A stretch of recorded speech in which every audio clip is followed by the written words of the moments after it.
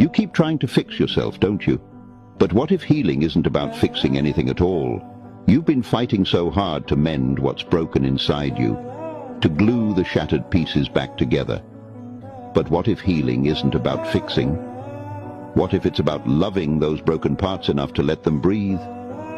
Healing is not a race or a checklist to complete. It's a quiet process of learning to sit with your pain, to let the raw edges of your wounds soften over time. Instead of rushing to feel better, give yourself the grace to be where you are. You don't have to have it all figured out right now. When you stop trying to fix every flaw and start accepting your imperfections as part of your growth, that's where the real healing happens. It's in the pauses, the deep breaths, and the moments of self-compassion.